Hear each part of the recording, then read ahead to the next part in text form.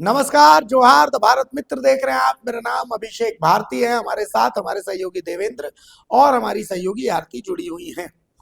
हम कुछ शुरू करें उससे पहले हम आपको एक चिट्ठी दिखाना चाहते हैं। राष्ट्रीय अनुसूचित जनजाति आयोग की तरफ से ये चिट्ठी राज्य के मुख्य सचिव को लिखा गया है। चिट्ठी में क्या है, इस चिट्ठी को आप देखिए। शिल्पी नेहा तिर्की, जो झारखंड की कृषि मंत्री है, मांडर विधानसभा से एसटी रिजर्व सीट है मांडर, वहां से जीत करके आती है। शिल्पी नेहा तिर्की के जाति प्रमाण पत्र को जनजाति सुरक्षा मंच में चुनौती दी थी कि भाई ये जाति प्रमाण पत्र फर्जी है। जनजाति सुरक्षा मंत्री के अपने दावे हैं कि शिल्पी नेहा तिर्की जब ईसाई हैं तो वो एसटी सीट से चुनाव कैसे लड़ सकती हैं। उनकी जो जाति उसमें उन्होंने उरांव जाति बताई है, उरांव जाति उसमें बताई है, तो उरांव वो कैसे हो सकती है।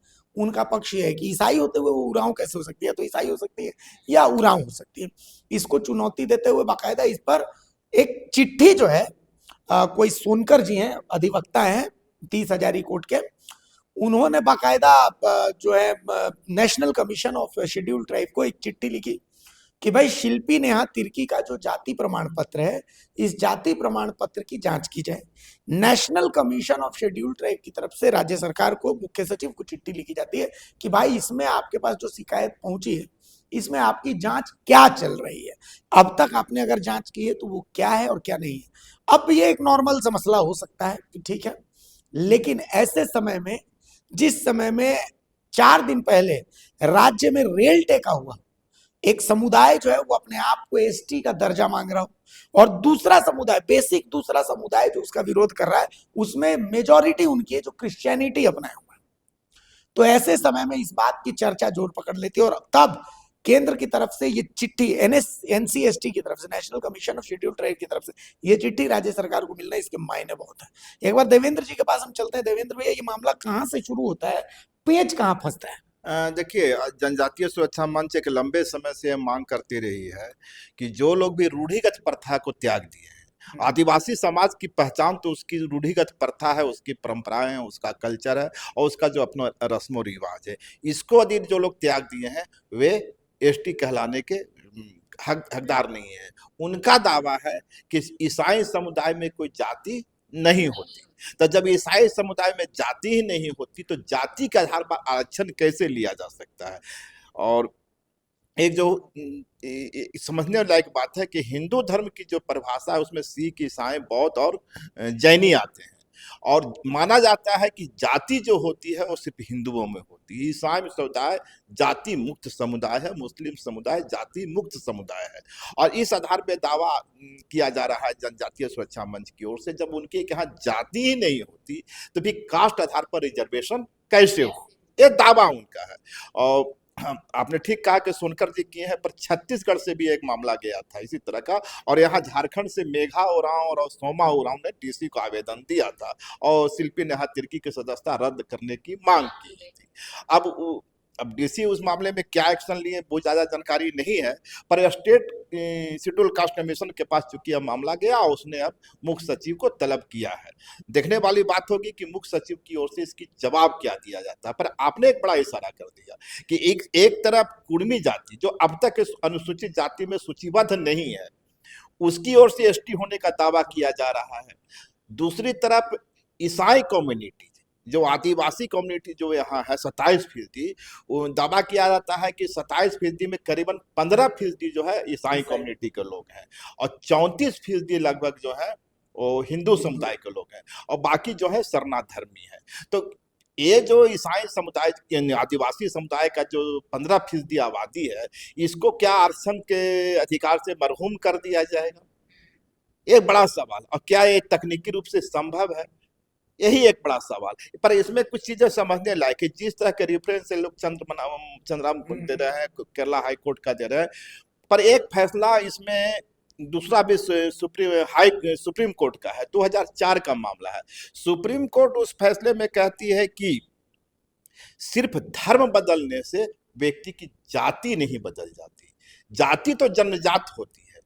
पर सुप्रीम कोर्ट इतना जरूर कहती है उस मामले में कि जब भी जाति का निर्धारण का मामला हो तो केस टू केस मामले में अध्ययन किया जाएगा। माने केस टू केस कहने का मतलब है कि क्या उसने धर्म बदला तो अपनी परंपरा भी बदल ली है, ये बड़ा सवाल है। यदि कोई व्यक्ति ईसाई हो जाता है और उसकी परंपरा, उसका रस्मो रिवाज, रूढ़िगत प्रथा का पालन करते रहती है, तब उसे आप मरहूम नहीं कर सकते। झारखंड में है क्या कि जितने भी ईसाई समुदाय, अब एक यहाँ ये भी देखिएगा कि एक ही घर में एक व्यक्ति सरना है, एक व्यक्ति ईसाई, बड़ी आबादी झारखंड है ना। और जो ईसाई में कन्वर्ट हो गए वो पपिस्ता करवाते हैं शादी ब्याह में जाकर के, वो जो चर्च है वहां पर। इसके साथ वो सरना मंडप में भी जाते हैं, विवाह की रस्म भी वहीं होती है, सरहुल भी मनाते हैं, कर्मा भी मनाते हैं। तो आप ये दावा नहीं कर सकते कि वे अपनी परंपरा से दूर हो चुके हैं या रूढ़िगत प्रथा से दूर हो चुके हैं। वो बात आती है रूढ़िगत प्रथा की। रूढ़िगत प्रथा के कितने आयाम हो सकते हैं? उसके धार्मिक आयाम भी है, सांस्कृतिक आयाम भी है, आर्थिक आयाम भी है, राजनीतिक आयाम भी है। राजनीतिक आयाम इसलिए कह रहे हैं कि आदिवासी समुदाय में शासन कैसे चलाया जाए, गवर्निंग कैसे, इसके भी अपनी परंपरा रही, प्रहा व्यवस्था और मानकी मुंडा परंपरा रही है, तो उसकी भी एक बेहद खूबसूरत परंपरा है। तो क्या, फिर से वही सवाल है, क्या धर्म बदलने से जाति बदल जाती है, जैसा दावा जनजातीय सुरक्षा मंच की ओर से किया जा रहा है? लेकिन लैंडमार्क जो जजमेंट है 2024 में सुप्रीम कोर्ट का, निश्चित रूप से उसमें इस मामले में उसे भी देखा जाएगा और इस बात का आकलन किया जाएगा कि क्या शिल्पी नेहा तिर्की सिर्फ चर्च जाती हैं या फिर वो प्रथा का पालन भी करती है। इसमें जनजाति सुरक्षा मंच का जो पेज है, बहुत अच्छा पेज उनका भी है। उनका जो लॉजिक है, उनका कहना है कि भाई ठीक है, सनातन धर्म को आप जो है वो इसलिए बार बार सवालों के घेरे में खड़ा करते हैं कि भाई यहाँ ऊंची जाति है, नीची जाति है, अगड़ा है, पिछड़ा है, ये तमाम चीजें हैं। जैसे ही आप इस धर्म को छोड़ते हैं तो आपके पीछे का कारण यही रहता है कि भाई इसमें ऊंची जाति, नीची जाति। मुझे याद है शिल्पी नेहा तिर्की का ये बयान भी है जिसमें उन्होंने कहा कि नहीं, क्रिश्चियनिटी में कोई जाति नहीं होती, और इस क्रिश्चियनिटी का ये बेस भी है कि इसमें जाति नहीं होती। इसमें ठीक है, दो पंथ होते हैं कि भाई एवेंजेलिकल हुए और ये हुए, रोमन कैथोलिक हुए, नॉन कैथोलिक, ये चीजें होती हैं, वो हम समझते हैं, लेकिन जाति का तो इसमें कोई कॉन्सेप्ट नहीं है। तो जैसे ही आप सनातन को छोड़ते हैं, उसके साथ ही आपकी वो जाति वहीं पर छूट जाती। जैसे ही आपने एक ऐसे धर्म को अपनाया जिसमें जाति नहीं है, तो वहां पर तो आपकी जाति वैसे ही छूट गई, वहां पर तो वो जाति आपकी वैसे ही छूट गई। तो वैसे में आपने अपने जो जाति प्रमाण पत्र आता है जिसमें आपने उरांव लिखा, तो या तो आप, ये पक्ष जनजाति सुरक्षा मंच का है कि आप जैसे ही आपने लिखा कि जाति उरांव, तो वो जाति आपने कैसे लिखी? आप तो वहां पर, क्योंकि क्रिश्चियनिटी में तो आपकी जाति होती नहीं है। मान लिया कोई अंग्रेज यहाँ पर आता है, 10 साल वो रहता है, तो वो अपनी जाति क्या लिखेगा? वो अपनी जाति कुछ भी नहीं लिखेगा, वो बिना किसी जाति का होगा। तो उसी तरीके से तो क्रिश्चियनिटी का बेस है, इसी को चुनौती दी गई आरती। बिल्कुल। और देखिए एक सिंपल सा है, हम जब किसी भी सरकारी कॉलम में अगर भरते हैं तो हमें वहाँ जाति लिखने से पहले हमें अपना धर्म लिखना होता है। आप हिंदू हैं, आप मुस्लिम हैं, आप सिख हैं या ईसाई हैं, वो एक कॉलम होता है। और इसी कॉलम में आने के लिए सरना वाले मांग कर रहे हैं कि भाई हमारा भी एक अलग कॉलम होना चाहिए, हमारे भी रिलीजन की एक आइडेंटिटी होनी चाहिए, वो एक कॉलम हो तो हमें लगे कि हमारा सरना धर्म है। तो धर्म जहां भी शुरू होता है उसके बाद से उसकी कैटेगरी शुरू होती है, और उसी धर्म की कैटेगरी है जाति। अगर आप हिंदू हैं तो फिर आप जाति में वर्णित करिए कि आप किस जाति से आते हैं, वहां आपको मेंशन करना है। लेकिन जैसे ही आप क्रिश्चियनिटी में आते हैं, जैसे ही आप मुस्लिम में आते हैं, फिर वो कॉलम आपके लिए बेकार हो जाता है, आप उसके मतलब का नहीं है, क्योंकि वहां पर जातिगत जो प्रथा है वो खत्म हो जाती है, तो आप मेंशन नहीं करते। तो ये दोनों चीजें पैरेलल नहीं चल सकती। इसी को सुरक्षा, जो जनजातीय सुरक्षा मंच है, उसने इसी को आधार बनाया है कि भाई आप जब, और शिल्पी नेहा तिर्की का ये बयान सबको पता है, उन्होंने कहा है क्रिश्चियनिटी में कोई जाति नहीं होती।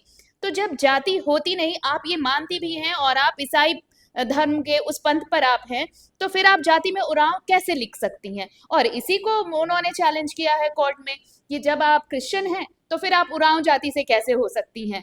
तो एक तबका, तो एक पक्ष आप ये कह सकते हैं, लेकिन देवेंद्र भैया ने बिल्कुल सही कहा कि सुप्रीम कोर्ट ने जो कहा है कि केस टू केस स्टडी करना बहुत जरूरी होगा, यानी कि वो कौन सी परिस्थिति है, किस सर्कमस्टांसेस में ये ऑर्डर प्लेस किया गया है, क्या बैकग्राउंड रहा था, इन सारी चीजों को देखना होगा। अगर क्रिश्चियनिटी में आने के बाद भी अगर आप अपनी परंपराओं से जुड़े हुए हैं, अगर उन सारी चीजों का निर्वहन करते हैं और अपनी जाति को भी साथ में लेकर चल रहे हैं, तब तो फिर वहां पर सुप्रीम कोर्ट का वो जजमेंट साथ साथ नजर आता है। तब जनजातीय सुरक्षा मंच का ये दावा थोड़ा सा निराधार लगेगा और उनका शायद उनकी जो अपील है शायद वो खारिज कर दी जाए। लेकिन जनजातीय सुरक्षा मंच ने जो दावा किया है, आप उसे सीधे तौर पर खारिज भी नहीं कर सकते हैं जिस फैक्ट के साथ वो आए हैं। अब ये तो बहस का विषय हो सकता है, चलिए उस पे जहां बहस होगी होगी, लेकिन एक ऐसे समय में इस चिट्ठी का आना जिस समय में कुर्मी के लिए एसटी की मांग को लेकर के कहा जा रहा है कि भाई गृह मंत्रालय से बुलाया गया, ऐसे समय में इस मांग का, चूंकि कुर्मी का एसटी में सबसे बड़ा विरोधी वो ईसाई तबके को ही कहा जा रहा है, तो इसके मायने आप मतलब किस तरीके से देखें? इस लड़ाई में क्या एक महीना और घुस चुका है, अब डीलिस्टिंग की मांग फिर से जोर पकड़ने लगे? नहीं, डीलिस्टिंग की मांग तो पहले से भी होती रही है और एक संजोग इसे कह सकते हैं, क्योंकि ये जो प्रक्रिया हुई थी 2 महीना पहले, 3 महीना पहले, मुझे याद पड़ा, पहले हुई थी। अब उसका एक आदेश आ गया है तो निश्चित रूप से ये सवाल बड़ा हो जाएगा। पर एक चीज याद रखिए, जनजातीय सुरक्षा मंच ये दावा तो कर रहा है कि जो ईसाई कन्वर्ट में हो गए हैं उनकी सदस्यता रद्द होनी चाहिए। आज तक जनजातीय सुरक्षा मंच की ओर से एक बयान भी आया है कि कुर्मी को एसटी एटेड से मिलना चाहिए या नहीं मिलना चाहिए, नहीं आ रहा है। तो कहीं ना कहीं एक डबल पॉलिटिक्स भी हो रही है। दूसरा सवाल जो बड़ा सवाल है, एसटी सिर्फ यहाँ नहीं रहते, झारखंड में नहीं रहते हैं, वो मेघालय में भी है, मिजोरम में भी है, और वहाँ की 90% आबादी जो है क्रिश्चियनिटी हो। भाजपा वहां भी सरकार बनाती है तो उसी समुदाय के साथ मिलकर बनाती है। जनजातीय सुरक्षा मंच वहां भी एक्टिव है। तो भाई मेरे, पूरा मेघालय से मिजोरम तक जितने एसटी में कन्वर्ट हो गए हैं, ईसाई में कन्वर्ट हो गए, वो सारे लोगों की सदस्यता रद्द होनी चाहिए। उसके बाद ही शिल्पा नेहा तिर्की का रद्द होगा। और उस हालत में देश की स्थिति क्या होगी आप समझ सकते हैं। दूसरी बात, आपने जो रेफरेंस दिया वो जाति के बारे में दिया, यहाँ सवाल ट्राइब्स का है, अनुसूचित जाति नहीं, जनजाति। जनजाति का मामला है। जनजाति को लेकर ऐसा कोई फैसला सामने नहीं। जनजाति एक नस्ल है, तो धर्म बदलने से उसका नस्ल कैसे बदल जाएगा? और यहाँ तक कि जाति के मामले में भी सुप्रीम कोर्ट का एक जजमेंट है कि भाई जाति बदलने से धर्म बदलने से जाति नहीं बदलती। वो तो अभी नहीं सर, मैं सिर्फ एक चीज आपको यहाँ पर रुकूंगी कि वो नस्ल है या फिर धर्म बदलने से जाति नहीं बदलती, लेकिन इसका राजनीतिक लाभ जब लिया जाता है तब सवाल उठते हैं, और यही सवाल यहाँ पर उठा है क्योंकि इसका सीधे तौर पर आर्थिक और राजनीतिक 2 लाभ उठाया जा रहा है। आपने एक बड़ा सवाल ठीक किया कि शिल्पा नेहा तिर्की खुद मानती है कि ईसाई धर्म में कोई जाति नहीं होती, और उनका डबल स्टैंडर्ड यह है कि वो जाति के आधार पर आचरण लेती है, तो यहाँ वो फंसते हुए दिखती है। लेकिन मैं बात कर रहा हूँ पूर्वोत्तर की। पूर्वोत्तर के तमाम जाति जो 90% आबादी है वो ईसाई में कन्वर्ट हो गए हैं। क्या कोर्ट का कोई ऐसा जजमेंट आया है अब तक कि तमाम जो लोग हैं वहाँ विधायक उस सबकी सदस्यता रद्द कर दी? ये बिल्कुल वैसा ही है जैसे कांग्रेस यहाँ पर सरना धर्म कोड की मांग करती है, लेकिन नॉर्थ ईस्ट में जाकर के वो सरना धर्म कोड की मांग नहीं करती है।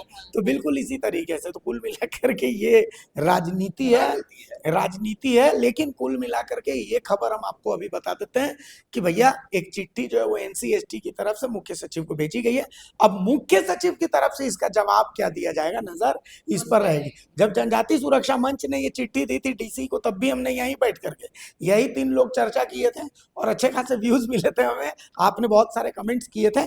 इस बार फिर से हम सबसे पहले आपको बता दे रहे हैं कि भाई एक चिट्ठी national commission of scheduled tribes की तरफ से मुख्य सचिव झारखंड को आई है कि शिल्पी नेहा तिर्की के फर्जी जाति प्रमाण पत्र कोट, ठीक है, इसको मैं कोट कर दे रहा हूँ, फर्जी जाति प्रमाण पत्र के मामले में आपकी जांच क्या है, आपने इसमें क्या जांच की है? सवाल है, जैसे इसमें एक चीज और कोट कर दी कि जैसे ही शिल्पी नेहा तिर्की की सदस्यता समाप्त होगी, पूर्वोत्तर के 7 राज्यों की सरकार गिरेगी। ये भी पेच है कि भाई जैसे ही शिल्पी नेहा तिर्की की अगर यहाँ से जाति प्रमाण पत्र आप रद्द करवाते हैं तो पूर्वोत्तर के जितने राज्य हैं, नॉर्थ ईस्ट के जितने राज्य हैं, चूंकि वहां पर वो ईसाई बहुल राज्य है वहां पर, तो ऐसी स्थिति में वहां तमाम सरकारें तो कुल मिलाकर के इसमें पेच को आपको देखना। बाकी कमेंट्स में आप हमें बताइएगा जरूर कि भाई आप इस मामले पर क्या समझ रहे हैं, क्या आपको लगता है, इस चर्चा से आप किस हद तक सहमत अगर नहीं है तो आपको क्या लगता है। तमाम चीजों, तमाम आपके विचारों का स्वागत है। हमें इजाजत दीजिए, नमस्कार, जोहार।